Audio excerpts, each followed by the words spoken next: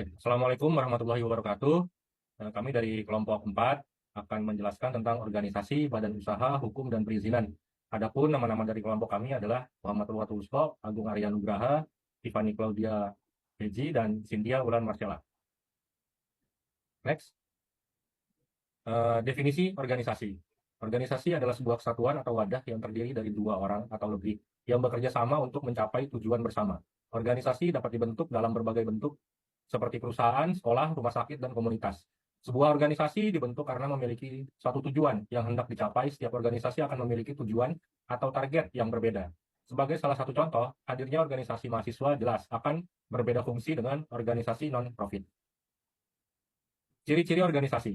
1. Memiliki tujuan bersama. 2. Memiliki struktur dan pembagian tugas. 3.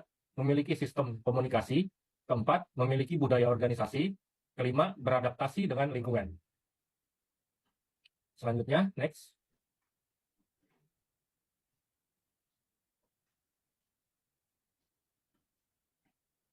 Ciri dan prinsip organisasi. Seperti kita ketahui bahwa setiap organisasi memiliki tujuan masing-masing sehingga berdampak pada pembentukan prinsip-prinsip dalam kelompok. Berikut prinsip-prinsip organisasi menurut Harry Fayol. 1. Pembagian kerja. Suatu organisasi memiliki prinsip dalam pembagian tugas kerja terhadap individu yang tergabung dalam kelompok berdasarkan pertimbangan, pengalaman, dan keahlian setiap anggota. Pembagian kerja dalam organisasi dilakukan untuk mencapai stabilitas dalam kelompok, di mana setiap orang memiliki peran dan tanggung jawab yang diberikan padanya. Melalui pembagian kerja, maka individu dalam organisasi dapat memberikan kontribusi masing-masing dalam mencapai tujuan bersama. Selanjutnya ada wewenang dan tanggung jawab. Organisasi memiliki wewenang dan tanggung jawab yang diberikan kepada setiap individu yang terlibat. Kedua hal ini adalah kunci ketika sebuah organisasi dibentuk. Melalui wewenang dan tanggung jawab, seseorang akan menciptakan suatu bentuk hubungan di mana pihak-pihak terkait akan memiliki kekuasaan dalam memberikan perintah dan menerima perintah. Hal ini akan berdampak pada bagaimana seseorang akan bertanggung jawab atas status kekuasaan dan tugas yang diberikan kepadanya. Semakin tinggi atau besar jabatan seseorang, maka akan semakin besar juga wewenang dan tanggung jawab yang perlu dipikul. Oleh sebab itu, organisasi membutuhkan kerjasama seluruh pihak dalam pelaksanaannya. Selanjutnya ada disiplin. Prinsip lainnya yang dimiliki dalam suatu organisasi adalah sikap disiplin, di mana sikap ini akan memberikan pengaruh terhadap tanggung jawab atas pekerjaan yang telah diberikan kepadanya. Disiplin dapat dilihat dari bagaimana seorang berupaya menyelesaikan tugas sesuai tenggat waktu, bagaimana seorang dapat bertanggung jawab hasil dari pekerjaannya, tata krama, kesiapan, dan lain sebagainya. Ada lagi kesatuan perintah. Organisasi juga memiliki prinsip kesatuan perintah. Maksudnya adalah dalam organisasi, perintah yang diberikan tidak boleh lebih dari seorang di atasnya. Setiap individu dalam organisasi perlu mengetahui kepada siapa dia akan menjelaskan, melaporkan, dan bertanggung jawab atas hasil pekerjaannya. Kesatuan perintah digunakan untuk menghindari terjadinya penyalahgunaan wewenang dan juga memberikan pembagian kerja yang lebih adil terhadap setiap anggota. Hal lain yang dapat dipertimbangkan dalam kesatuan perintah untuk menghindarinya adanya pertentangan antara satu sama lain. Terakhir, ada kepentingan umum. Organisasi berprinsip bahwa kepentingan umum berada di atas kepentingan pribadi. Setiap anggotanya, maksudnya adalah setiap anggotanya harus memiliki tujuan yang sama dan tidak hanya mementingkan keuntungan dirinya saja. Next, akan dijelaskan selanjutnya oleh Cynthia. Oke, di sini ada definisi badan usaha. Badan usaha di sini adalah suatu kesatuan yudiris atau hukum dan ekonomis yang melakukan kegiatan usaha untuk mendapatkan keuntungan dan atau memberikan layanan kepada masyarakat. Badan usaha didirikan dengan tujuan untuk mencari keuntungan atau memberikan layanan kepada masyarakat. Penentuan mengenai harga pokok dan harga penjualan pada produk atau jasa, kebutuhan tenaga kerja, organisasi internal, pembelanjaan, dan jenis dari badan usaha yang akan dipilih. Nah, di sini contoh badan usaha yang paling familiar yang biasa kita jumpai itu ada PT Kimia Farma Tbk.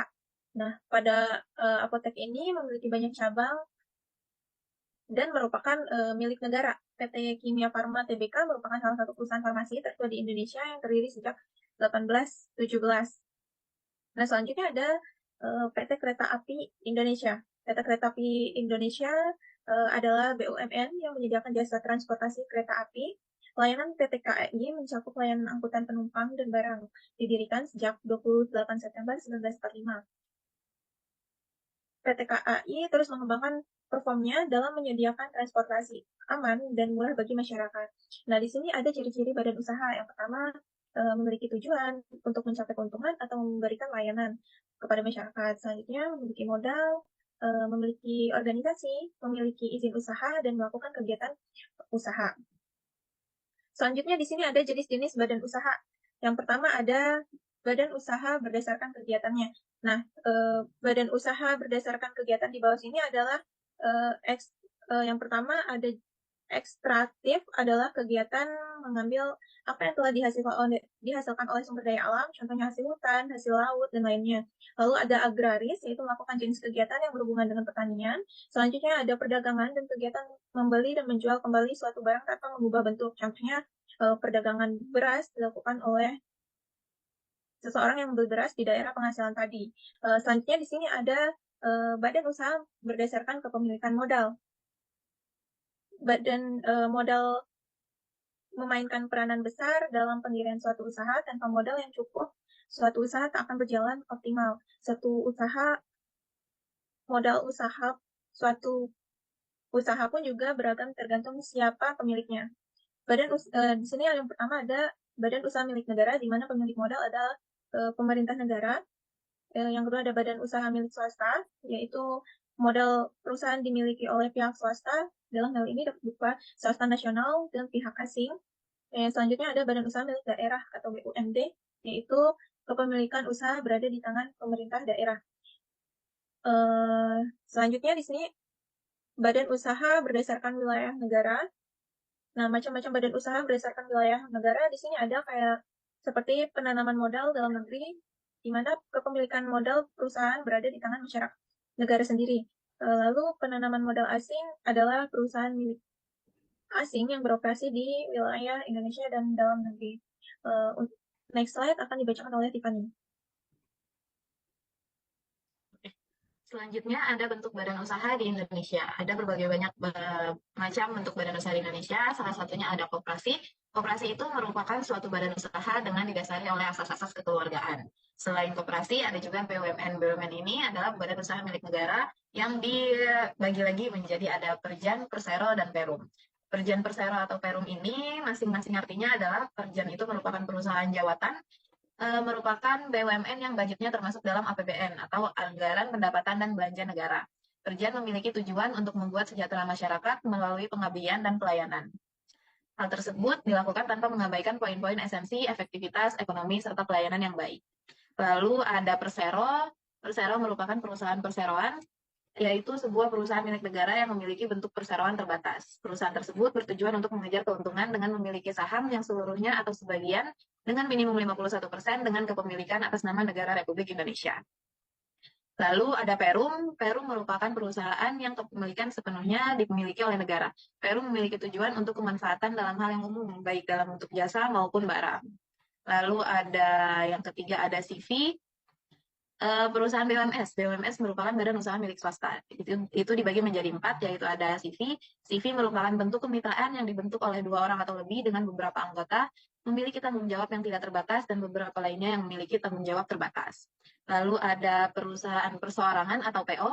PO merupakan salah satu bentuk bisnis yang dimiliki satu orang. Umumnya PO memiliki modal kecil, jenis produk dan jumlah produksinya terbatas, tenaga kerja sedikit, alat produksi dan teknologinya cukup sederhana. Lalu ada firma. Firma merupakan persekutuan antara seseorang dengan orang lainnya atau lebih untuk menjalankan usaha bersama dengan tujuan berbagi keuntungan yang didapatkan dari persekutuan tersebut. Lalu yang terakhir ada PT. PT merupakan perseroan terbatas atau salah satu jenis usaha yang dilindungi oleh hukum dengan modal yang terdiri dari saham. Seseorang dapat dikatakan sebagai pemilik PT apabila memiliki sebagian saham sebesar yang ditanamkannya. Oke, next slide merupakan perizinan usaha. Perizinan usaha sangat penting untuk memastikan bahwa suatu usaha dapat beroperasi secara legal, terpercaya, dan berkelanjutan. Dengan memiliki izin yang lengkap dan sesuai dengan jenis usaha, pelaku bisnis dapat meningkatkan kredibilitas, menghindari risiko hukum, dan membuka peluang untuk pengembangan lebih lanjut. Kepatuhan terhadap prosedur perizinan tidak hanya bermanfaat bagi pelaku usaha, tetapi juga bagi konsumen, masyarakat, dan pemerintah. Sekian. Nanti akan dilanjutkan lagi dengan rekan kita Agung Arya Nugraha. Ya, perkenalkan nama saya Agung Arya Nugraha. Di sini saya akan menjelaskan sedikit mengenai alasan perizinan usaha mengapa sangat penting ya, teman-teman. Yang pertama yaitu menyangkut dengan legalitas operasional. Pengakuan hukum seperti izin usaha memberikan pengakuan hukum bahwa badan usaha tersebut beroperasi sesuai dengan peraturan yang berlaku. Jadi ketika kita sudah mendapatkan izin atau legalitas operasional, ini artinya kita sudah memenuhi syarat badan usaha dari segi operasionalnya gitu. Jadi tidak merusak lingkungan, tidak mengganggu aktivitas yang lainnya dan banyak lagi. Lalu yang kedua di sini ada kepercayaan dan kredibilitas. Dengan kita memiliki perizinan usaha, kita juga dapat meningkatkan kredibilitas usaha yang kita punya dan juga dapat lebih dipercaya dengan konsumen, investor dan juga mitra bisnis ya pastinya karena secara legalitas kita sudah legal atau sudah memiliki izin usaha. Lalu yang ketiga di sini ada perlindungan hukum. Dengan memiliki izin usaha, pelaku usaha mendapatkan perlindungan hukum dalam menjalankan kegiatan bisnisnya.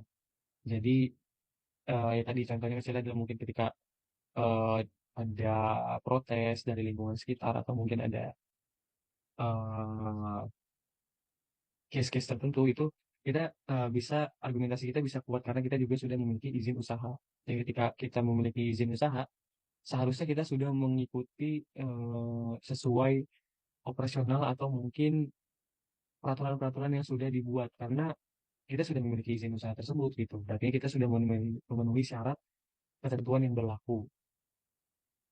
Lalu di sini ada jenis-jenis izin usaha yaitu ada nomor induk berusaha, surat keterangan domisili usaha, dan juga nomor pokok wajib pajak. Lalu yang terakhir di sini ada kesimpulan yaitu pemahaman mendalam tentang organisasi, badan usaha, hukum, dan perizinan usaha memberikan dasar yang kuat bagi perusahaan untuk beroperasi secara legal. Lalu juga dapat meningkatkan kredibilitas dan membangun kepercayaan di mata konsumen dan mitra bisnis. Nah, memang untuk izin usaha ini dampaknya fundamental ya, jangka panjang kayak gitu untuk keberlangsungan atau keberlanjutan usaha kita gitu. Memang memerlukan waktu dan biaya yang lebih gitu. Namun demi keberlangsungan atau keberlanjutan usaha kita, alangkah baiknya kita mengurus untuk masalah perizinan usaha tersebut gitu teman-teman. Ya, terima kasih. Kurang lebihnya mohon maaf ya teman-teman. Itu aja mungkin yang bisa kelompok kami sampaikan. Kurang lebihnya mohon maaf. Billahi taufiq wal hidayah. Wassalamualaikum warahmatullahi wabarakatuh.